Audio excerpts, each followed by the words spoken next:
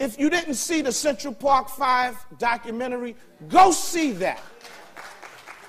When I saw that, I only had like 4 years on the job at the time, so I was just learning. But what really was heartfelt was when you looked at those young boys, and I know the whole story.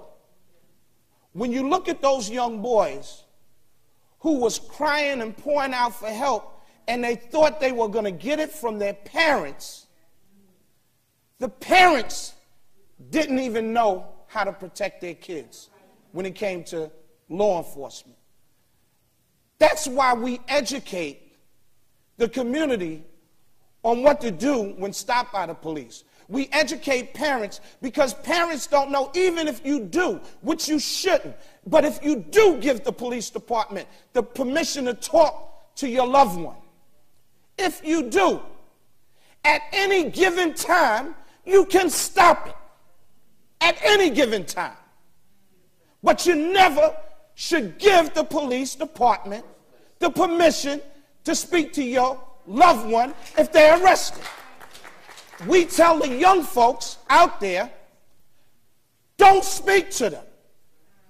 I'm going to use part of my time to just give you a simple demonstration of what I teach young kids. When you're walking down the street, you get a call, and the police get a call. If the police stop you in an area, I'm going to give you a Saturday night, whatever area you're at, and the police stop you, do you know why they're stopping you? They're stopping you because you're the only one in that vicinity.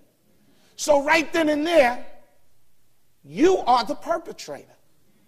You don't know you're the perpetrator because they're not going to tell you you're the perpetrator. What they try to do is stop you by engaging you. How you doing, sir? Or whatever. Sir, did you see a car? Did you hear a gunshot? Did you see somebody run? And what you think is you think, because you're not the perpetrator, right? You tend to think, well, let me help them out, or let me defend myself. You don't have to defend yourself. The burden of proof is on them. Keep your damn mouth shut. This is what I tell the young folks, that if that was to happen to you as you're walking, you say, officer, am I under arrest? No, you're not under, well then I must be free to leave. And then you start to leave. Let him or her tell, no, you can't leave. Well then, officer, am I under arrest? No, you're not. Well then I must be free to leave. Well, no, I want to ask you something. Well, officer, am I under arrest? You keep saying that because let me tell you something. If the police had the right to arrest you, do they ever ask you? No. They do it. So I teach, you just say that. When the officer says, well, listen, you're not under arrest. I just want to know, did you see a car? Did you hear a person scream? Did you hear gunshots? You the officer, am I under arrest? And if they say, well, you know what, you're smart because you know what comes behind that, right?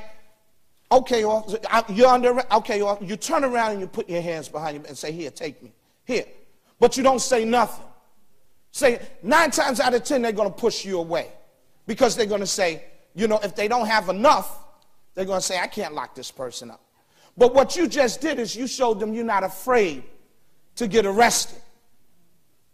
The other way you handle that situation is you do this. A cop stops you. Excuse me, you live around here? This is what you do. And you look him or her straight in the eye and you just do this. Excuse me, did you hear what I said? Do you live around here?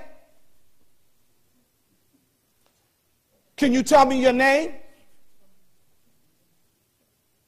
It's easy. Just don't say nothing. Now they got a decision to make.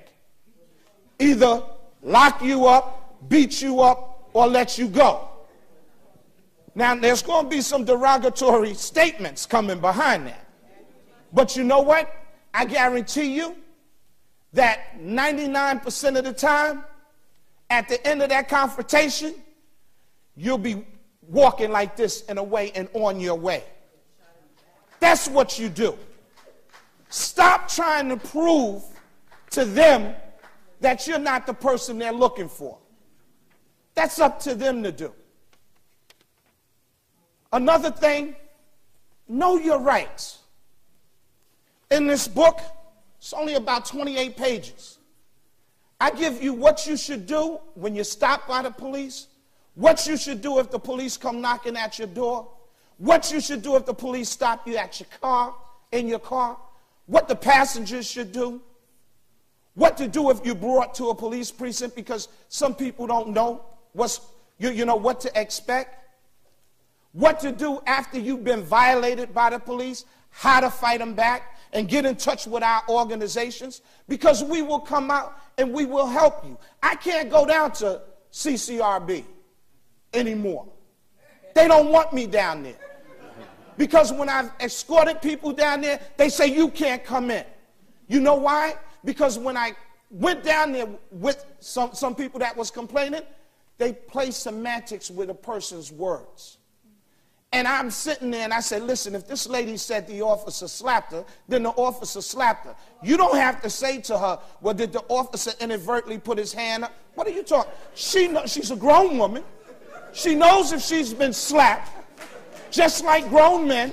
They know if they've been hit or violated. You know, stop making excuses for the police officer. Well, they told me you can't come down here anymore. You know, it's all right. It's okay, because if I can educate enough and you can stand and use that backbone in your spine and stand up for what's right, you'll be okay, because when you leave there, you got us. You got us, and you're going to have your community behind you if they just would stop being scared. We, as a people, need to stop being afraid.